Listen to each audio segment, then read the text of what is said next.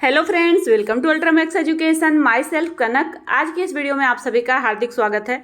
आज की इस वीडियो में हम डिस्कस करेंगे केवीएस के पीआरटी के सिलेबस को, अर्थात केंद्रीय विद्यालय संगठन के जो प्राइमरी टीचर होते हैं उसकी वैकेंसी आई हुई है। तो उसमें आपको पीआरटी टीचर्स के अगर आपने फॉर्म भरा है तो उसके लिए क्या क्या आपको पढ़ना है यहाँ पर हम लोग जानेंगे। बट क्या है, हम लोग यहाँ पर हिंदी और इंग्लिश दोनों ही भाषाओं में सिलेबस को समझेंगे, क्योंकि बहुत सारे बच्चे जो हिंदी मीडियम के हैं उनको इंग्लिश मीडियम का जो पाठ्यक्रम होता है वो सिलेबस होता है उनको थोड़ा सा कम समझ में आता है, उनको प्रॉब्लम होती है। तो यहाँ पर मैंने इस चीज़ का सोल्यूशन लाया है। अपने वीडियो में मैंने हिंदी और इंग्लिश दोनों ही भाषाओं में आपको सिलेबस अवेलेबल करवाने की कोशिश की है। तो अगर आप लोग हिंदी मीडियम से हैं तो भी आप लोगों के लिए ये वीडियो बहुत ही हेल्पफुल होने वाली है, एंड अगर आप इंग्लिश मीडियम में हैं तो भी आप यहाँ से अपना सिलेबस चेक कर सकते हैं। तो अगर आप लोगों को वीडियो थोड़ी सी भी हेल्पफुल होगी तो प्लीज़ कमेंट बॉक्स में कमेंट करके बताइएगा, एंड इससे रिलेटेड कुछ भी आपको इन्फॉर्मेशन चाहिए तो प्लीज़ कमेंट करिएगा। तो चलिए फिर हम लोग डिस्कस करते हैं केवीएस के प्राइमरी टीचर्स के सिलेबस को। तो जो केवीएस का सिलेबस है वो आपका टोटल एग्ज़ाम आपके 180 मार्क्स का आपका एग्ज़ाम होगा। इससे पहले जो 2018 में एग्ज़ाम हुआ था वो आपको 150 मार्क्स का टोटल हुआ था, बट इस साल थोड़े से चेंजेस हुए हैं और इस बार मार्क्स का आपका बढ़ा के 180 मार्क्स का आपका एग्ज़ाम कर दिया गया है। और इस एग्ज़ाम को आपको 4 भागों में डिवाइड किया गया है, 4 पार्ट में। तो एग्ज़ाम आपका एक ही होगा, बट उसमें आपको part 1, part 2, part 3 and part 4 करके 4 पार्ट में आपके एग्ज़ाम लिए जाएंगे। एंड इसमें आपको किस हिसाब से आपके मार्क्स डिवाइड किए जाएंगे और कौन से सब्जेक्ट के लिए आपको क्या क्या पढ़ना है उसको भी हम लोग आगे की वीडियो में डिस्कस करेंगे। तो वीडियो में अंत तक बने रहिएगा। तो सबसे पहले हम देखेंगे यहाँ पर पार्ट 1। पार्ट 1 क्या आ रहा है आपका, भाषाओं में प्रवीणता, यानी आपको यहाँ पर 20 मार्क्स के क्वेश्चन आएंगे आपके। सामान्य अंग्रेजी एंड सामान्य हिंदी से 10-10 मार्क के आपके क्वेश्चन बनेंगे। नेक्स्ट आपका क्या है, पार्ट 2। पार्ट 2 में आपको कंप्यूटर में सामान्य जागरूकता, तर्क और प्रवीणता से रिलेटेड आपको 20 मार्क्स के क्वेश्चन बनेंगे। एंड इसमें आपके किस हिसाब से मार्क्स डिवाइड रहेगा आपका, सामान्य जागरूकता और करंट अफेयर्स यानी जनरल अवेयरनेस और करंट अफेयर्स से आपके 10 मार्क्स के क्वेश्चन आएंगे। एंड रीजनिंग से रिलेटेड 5 मार्क्स के क्वेश्चन आएंगे। एंड कंप्यूटर से रिलेटेड आपके 5 मार्क्स के क्वेश्चन बनेंगे। और यहाँ पर जो आपके करंट अफेयर्स की आपको प्रिपरेशन करनी है वो आप general knowledge and newspaper and all, and जो 1 ईयर का आपको करंट अफेयर्स है उसको आपको प्रिपरेशन करना है, तो आप लोगों को बहुत ही हेल्प होगी। एंड सामान्य हिंदी और अंग्रेजी के लिए यहाँ पर आपको बेसिक आपको अंग्रेजी का ग्रामर और हिंदी का ग्रामर का आपको प्रिपेयर करना है, तो उससे आप लोगों को बहुत ही हेल्प हो जाएगी। एंड नेक्स्ट देखेंगे हम लोग पार्ट 3, शिक्षा और नेतृत्व पर परिप्रेक्ष्य। इससे रिलेटेड आपको 60 मार्क्स के क्वेश्चन हमें देखने को मिलेंगे। जो ये पेडागोजी का पार्ट है इस साल ही ज़्यादा ऐड हुआ है, क्योंकि इसके पहले एग्जाम में इतनी लंबी आपको इतने ज़्यादा मार्क्स के पेडागोजी नहीं मिलते थे। बट इस साल क्या है, एसएसटी एंड साइंस को हटा के आपको पेडागोजी का जो पोर्शन है वो ज़्यादा ऐड कर दिया गया है।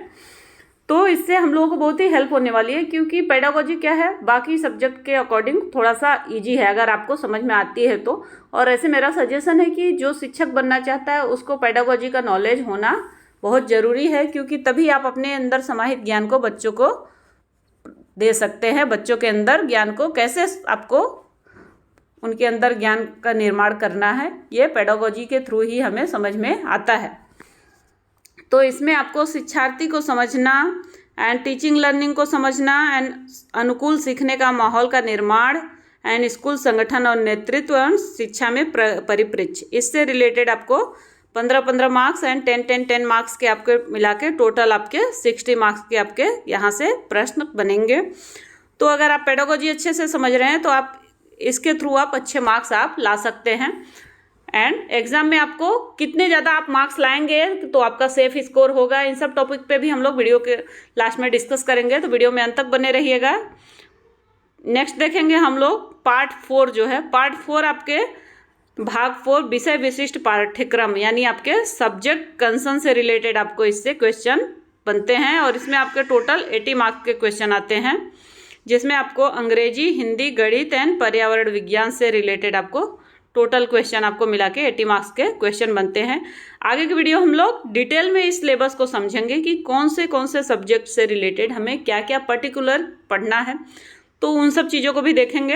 एंड हिंदी एंड इंग्लिश दोनों ही भाषाओं में देखेंगे, तो आप लोगों के लिए बहुत ही हेल्प हो जाएगी।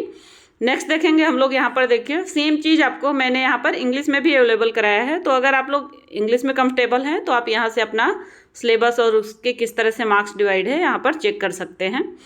नेक्स्ट देखेंगे हम लोग, अभी जानेंगे हम लोग KVS के PRT सिलेबस को डिटेल में कि हमें कौन से सब्जेक्ट को कैसे कितने डिटेल में क्या क्या पढ़ना है। तो यहाँ पर सबसे पहले हम लोग जो जनरल हिंदी है उसके अंतर्गत हमें क्या क्या पढ़ना है, जैसे भाषा, संज्ञा, सर्वनाम, यानी बेसिक यहाँ पर क्या करना है, व्याकरण ही पढ़ना है हिंदी का, जो कि आपको 10 मार्क्स का होता है। अगर आप हिंदी भाषी हैं तो आपके लिए और इजी हो जाएगा, क्योंकि बचपन से हिंदी भाषी जो है उन लोगों को ये सब चीज़ें कॉमन होती है, हिंदी थोड़ी सी इजी हो जाती है, तो आप लोगों के लिए यहाँ पर प्लस पॉइंट है। तो आप अगर व्याकरण पढ़े हुए हैं तो अलग से आपको बहुत ज़्यादा कुछ नहीं पढ़ना है। नेक्स्ट देखेंगे हम लोग इंग्लिश, इससे भी रिलेटेड हमें 10 मार्क्स के क्वेश्चन आते हैं, और यहाँ पर इंग्लिश ग्रामर से ही रिलेटेड हमें आर्टिकल हो गए, टेंस हो गए, वर्ब हो गए, ये सब चीज़ें आपको, एंड अनसीन पैसेज, ये सब चीज़ें आपको कॉमन सी चीज़ें जो बेसिक ग्रामर है इंग्लिश का उसको ही पढ़ना है, उसको ही प्रिपेयर करना है। तो आप यहाँ पर डिटेल में देख के समझ सकते हैं। डिटेल में हम लोग डिस्कस करने जाएंगे तो वीडियो बहुत ही लंबी हो जाएगी, आप लोग पढ़ लीजिए, इसके अकॉर्डिंग आप नोट में आपको नोट भी कर सकते हैं, तो आपको और भी इजी हो जाएगा कि आपको एक एक पॉइंट आप अपनी प्रिपरेशन उस हिसाब से कर सकते हैं कि आपका कौन सी पॉइंट डन हो गई, कि इसमें कितना पढ़ना है। नेक्स्ट आपका देखिए CA यानी current affairs and general awareness, इससे रिलेटेड आपको क्या क्या तैयारी करनी है। इन सब तैयारी के अलावा आप क्या कर सकते हैं, कोई भी यूट्यूब का चैनल जो GK से रिलेटेड, करंट अफेयर से रिलेटेड है, उसको फॉलो कर सकते हैं। एंड जनरल नॉलेज के लिए आप डेली न्यूज़ वगैरह वॉच करिए एंड न्यूज़पेपर वगैरह रीड करिए। इस तरह से टोटल आप 1 ईयर का क्या करिए, करंट अफेयर्स की तैयारी करिए, तो आपको बहुत ही हेल्प होगी। नेक्स्ट देखेंगे हम लोग अगला सब्जेक्ट रीजनिंग। रीजनिंग से रिलेटेड क्या क्या क्वेश्चन बनते हैं, किन किन टॉपिक से, वहाँ पर आप देख सकते हैं। एंड नेक्स्ट है आपको कंप्यूटर। कंप्यूटर में भी आपको बेसिक जो कंप्यूटर होता है उसी से रिलेटेड आपको क्वेश्चन बनते हैं, और बेसिक कंप्यूटर में जैसे हो गए कंप्यूटर के शॉर्टकट हो गए, एंड इंटरनेट हो गया, ब्राउज़र हो गया, एंड सोशल नेटवर्किंग, इन सब चीज़ों से कंप्यूटर के टाइप हो गए, एंड सॉफ्टवेयर एंड हार्डवेयर, ये सब जो बेसिक चीज़ें हैं उससे रिलेटेड ही हमें क्वेश्चन देखने को मिलते हैं। तो मेरा ऐसा सजेशन है कि अगर आपको कंप्यूटर बिल्कुल भी नॉलेज नहीं है तो आप थोड़ा सा कंप्यूटर का बेसिक नॉलेज लीजिए, क्योंकि जो एग्ज़ाम होने वाला है वो भी आपका CBT मोड ही होने वाला है, अर्थात आपका कंप्यूटर बेस्ड टेस्ट ही होने वाला है। तो आपको कंप्यूटर का साथ ही साथ आपकी तैयारी भी हो जाएगी, एंड आपको एग्ज़ाम में आपकी स्पीड भी बढ़ जाएगी अगर आपको कंप्यूटर बेसिक नॉलेज हो जाता है तो, क्योंकि एग्ज़ाम में अभी टाइम है, तो आप 1-2 मंथ के अंदर ही थोड़ा सा बेसिक आप कंप्यूटर का नॉलेज ले सकते हैं। तो इससे आपको एग्ज़ाम में बहुत ही हेल्प होगी, स्पीड आपको बढ़ जाएगी, और यहाँ पर टाइम का बहुत ही बड़ा योगदान होता है। अगर आप टाइम के अंदर सब चीज़ें मैनेज करके चलेंगे तो आप अच्छा स्कोर कर सकते हैं। नेक्स्ट हम लोग देखेंगे पेडागोजी। पेडागोजी के आपको, जैसा कि मैंने पहले ही बताया कि टोटल 60 मार्क्स के इस बार क्वेश्चन आ रहे हैं।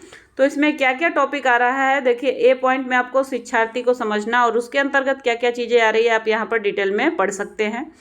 नेक्स्ट B पॉइंट है टीचिंग लर्निंग को समझना और सीखने पर सैद्धांतिक दृष्टिकोण, इससे रिलेटेड आपको क्या क्या टॉपिक डिस्कस करना है, पढ़ना है, यहाँ पे आप चेक कर लीजिए, डिटेल में आप इसको देख लीजिए।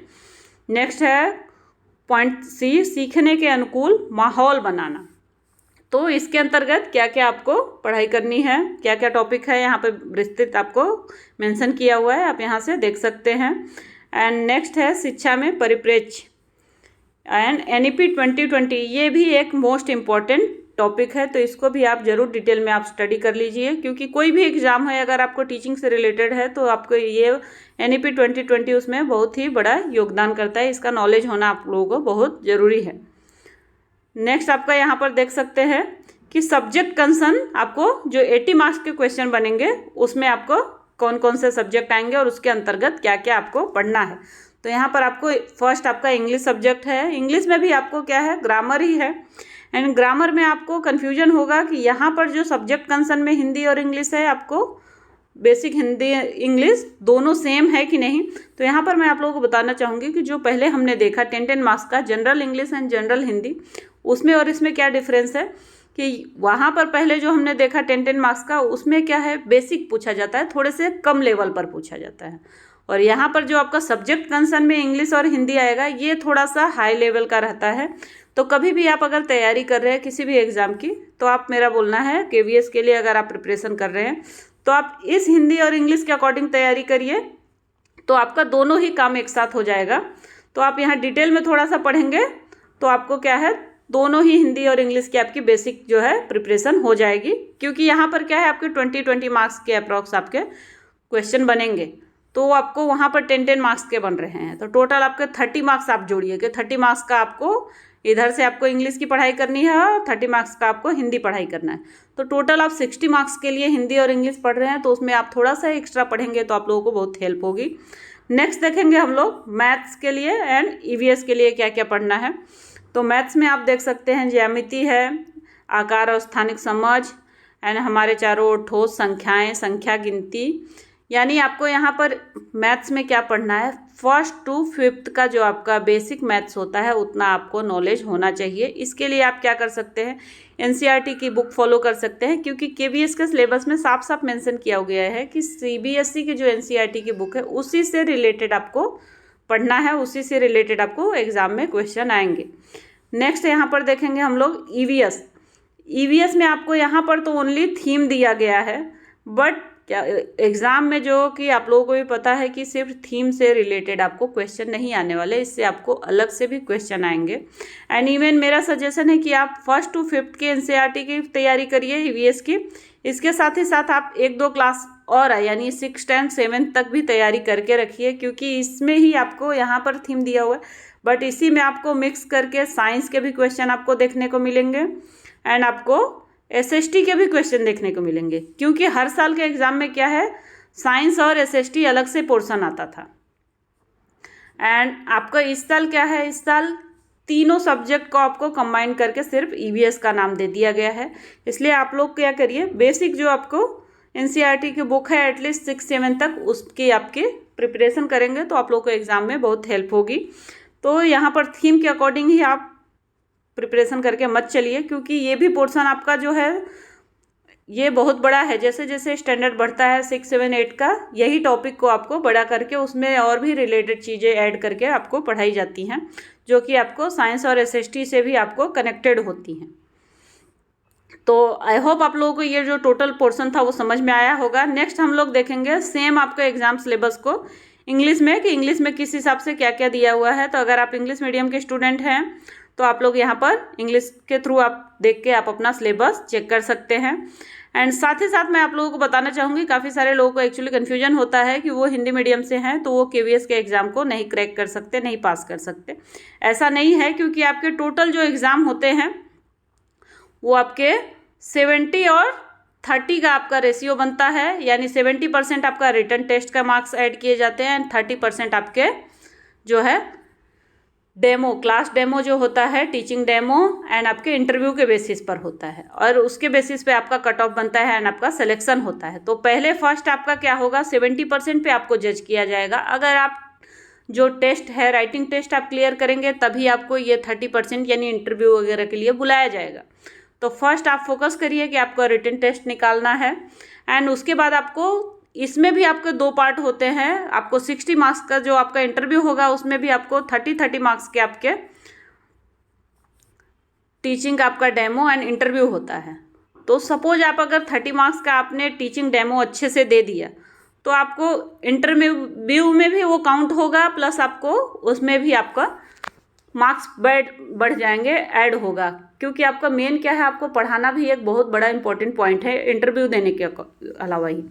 तो इन सब चीज़ों को आप अगर टोटल कैलकुलेट करेंगे तो उस बेसिस पर एक टीचर का सिलेक्शन होता है। तो पहले ही हार मानने के बजाय मेरा सजेशन है कि आप लोग KVS के प्रिपरेशन में आप अभी से लग जाइए और पॉजिटिव होकर उसकी तैयारी करिए कि आप हिंदी मीडियम के हैं, इंग्लिश मीडियम के हैं, ये चीज़ें छोड़ के बाकी आप स्टडी पर फोकस करिए। एंड इस सिलेबस के थ्रू आप अच्छे से आप एक एक पॉइंट को नोट करके, इवन इसको आप बुक में भी नोट डाउन कर सकते हैं। अभी बहुत टाइम है एग्ज़ाम में, 4-5 मंथ में आपको एग्ज़ाम होंगे, तब तक आप क्या कर सकते हैं, डिटेल में स्टडी करके अच्छे स्कोर ला सकते हैं।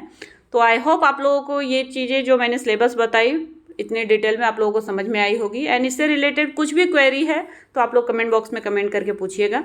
एंड अगर आपको थोड़ी सी भी मेरी इस वीडियो से हेल्प मिली है तो please like, share and subscribe करना ना भूलें। तो चलिए फिर मिलते हैं नेक्स्ट वीडियो में। Thank you for watching this video.